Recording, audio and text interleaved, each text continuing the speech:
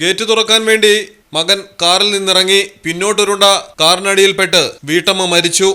പരിക്കുകളോടെ മകനെ ആശുപത്രിയിൽ പ്രവേശിപ്പിച്ചു. കോട്ടയത്താണ് സംഭവം. മീനടം നാരകത്തോട് കുറ്റിക്കൽ വീട്ടിൽ 53 വയസ്സുള്ള അന്നമ്മ തോമസ് ആണ് മരണപ്പെട്ടത്. യാത്ര പോകാനായി അന്നമ്മയും മകൻ ഷിജിനും വീട്ടിൽ നിന്ന് ഇറങ്ങിയതാണ്. മകൻ കാറിൽ കയറിയപ്പോൾ ഗേറ്റ് തുറക്കാനായി അന്നമ്മ വീടിന്റെ മുൻവശത്തേക്ക് പോയി. എന്നാൽ അമ്മയെ സഹായിക്കാനായി മകനും കാറിന് പുറത്തേക്കിറങ്ങി. എന്നാൽ ഹാൻഡ് ബ്രേക്ക് ഇടാൻ മറന്നതിനാൽ കാർ പിന്നിലേക്ക് ഉരുണ്ടുവരികയായിരുന്നു. ഇരുവരും കാർ തടഞ്ഞു നിർത്താൻ ശ്രമിച്ചെങ്കിലും സാധിച്ചില്ല.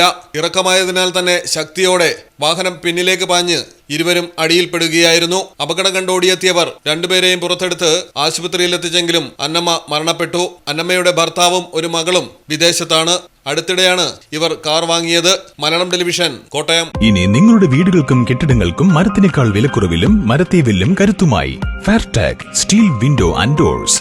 ഏതു കാലാവസ്ഥയും അതിജീവിക്കുന്നു. ഫ്രെയിമുകൾക്ക് അധിക ചെലവുകളില്ല. ഫിറ്റ് ചെയ്യാൻ വളരെ എളുപ്പം. ഇനി ഫെയർടാഗ് പ്രൊഡക്റ്റുകൾ ഉപയോഗിക്കൂ. സമയവും സമ്പത്തും ലാഭിക്കൂ. ഫെയർടാഗ് സ്റ്റീൽ വിൻഡോ ആൻഡ് ഡോർസ്.